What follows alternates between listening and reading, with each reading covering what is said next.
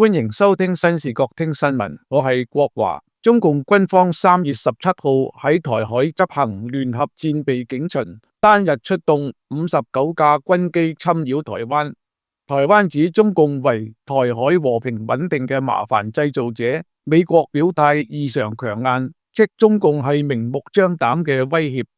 專家認為，跡象顯示美台關係將更緊密，而特朗普好多政策幾乎都歸結針對中共。中共唔單止面對外部壓力，而且內部權力鬥爭發生變化，隨時影響地緣政治。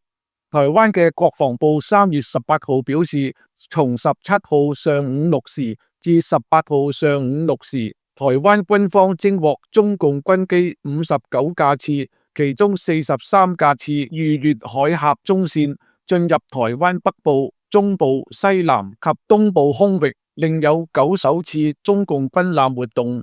台軍亦喺台灣北部嘅基隆外海偵獲2顆中共空飄氣球。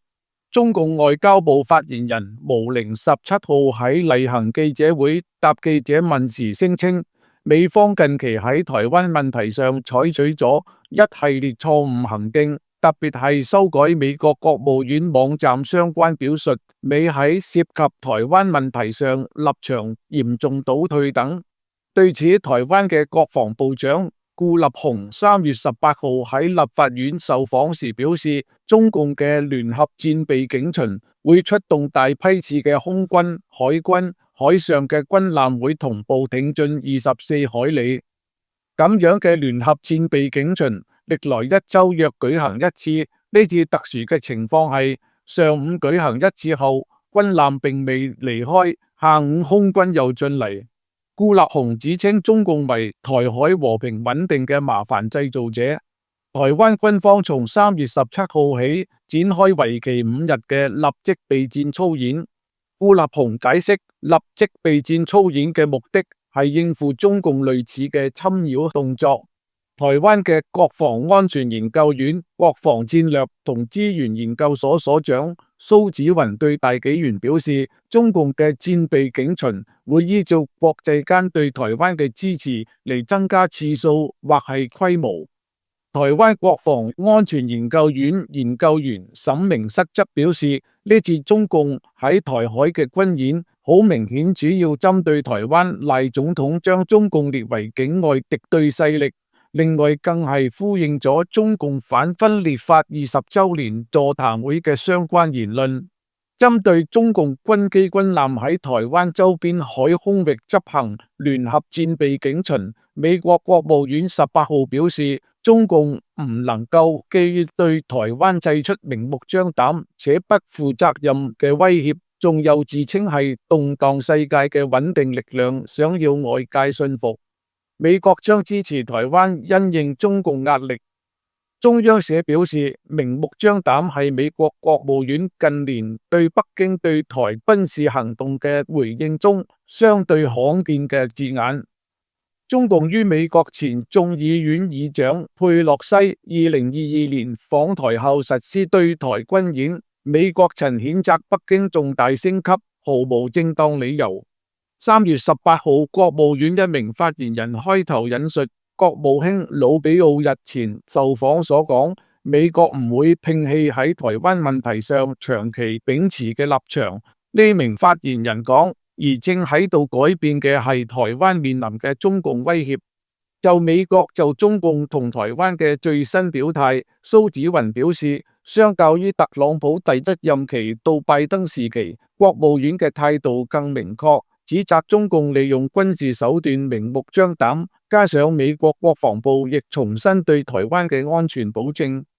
岑明室表示，從美國國務院嘅聲明睇出，國務卿魯比奧係相當挺台灣嘅，佢言論同態度亦比以往嘅美國國務院更加強勢，咁樣會俾中共有所顧忌。美國呢次用明目張膽嚟形容中共對台嘅軍演，未來應該仲會更強硬，而特朗普政府嘅強勢比中共目前唔至於對台灣採取更激烈軍事演習。今年3月初，針對美國加徵關稅，中共宣布報復措施，外交部發言人仲揚言已準備好同美國打任何類型嘅戰爭。但當美國國防部長回應講美方已為戰爭做好準備時，中共發言人卻放軟語調，改口聲稱戰爭打不得，亦打不贏。美國喺台協會處長谷立言近日喺第8屆玉山論壇致辭時表示，美國同盟友、印太夥伴堅定咁站喺一起。美方正展開決定性行動，藉由提升共同利益反制威脅，並促進經濟韌性。美國總統特朗普已明確承諾保衛全球和平。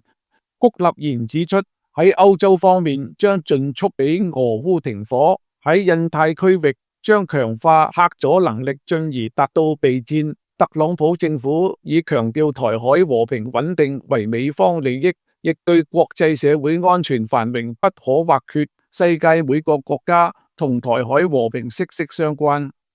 蘇紫雲表示，其實中共而家面對內部嘅經濟困境，但軍費卻比經濟增長嘅速度仲要高，呢個係好唔健康嘅。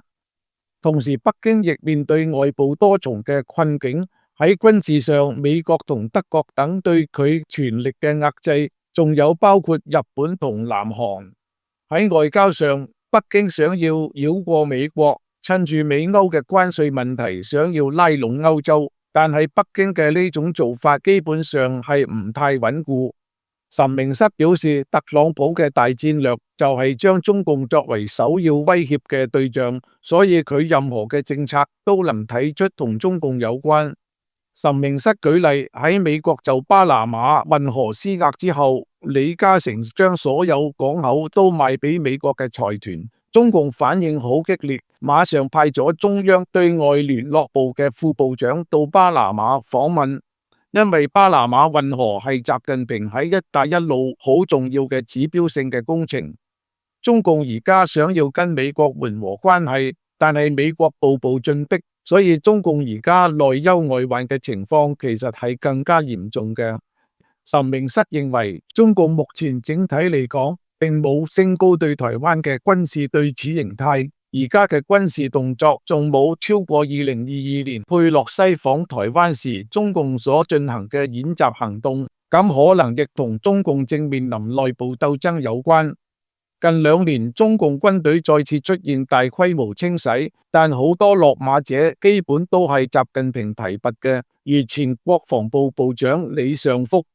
去年11月被宣布停職檢查嘅軍委委員苗華，更係習近平心腹之一。